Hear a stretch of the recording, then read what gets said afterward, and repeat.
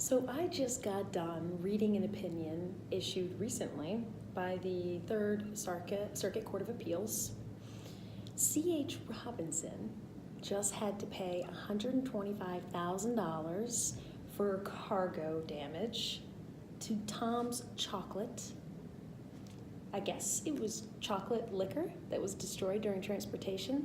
C.H. Robinson had to pay because they held themselves out as, well, nothing.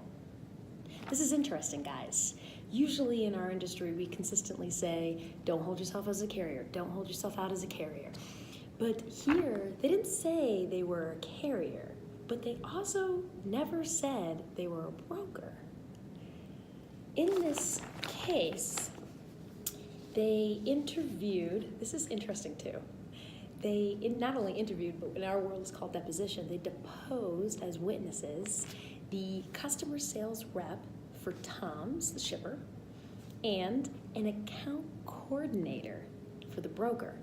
The court looked at the communications between those two parties. The court looked at the bill of ladings, the invoices. Here there wasn't a contract, so the court didn't have anything there to look at.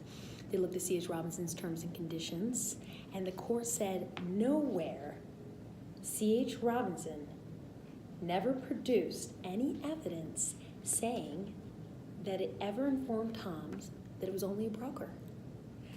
So nowhere in this case does it say that C.H. Robinson said it was a carrier.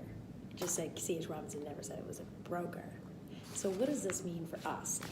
Let me put out my little handy dandy notebook that I use for my clients when I give them advice. I got it from Hi Jump. Thanks, Hi Jump.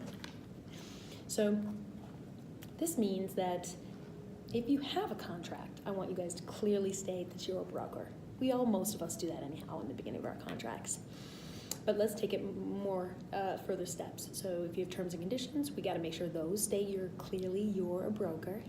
Your account coordinators and any other sales representatives who are customer facing must say that you are a broker. And then I like to tell my clients, put in your email signatures your reference to your terms and conditions, and also say that you are a broker. Your company's a broker, right there in the email signature, so that every correspondence at the bottom it says you're a broker and your MC number. That should help as well. But guys, this is interesting stuff. I'm going to write an article on it for those of us who are more into like the legal details.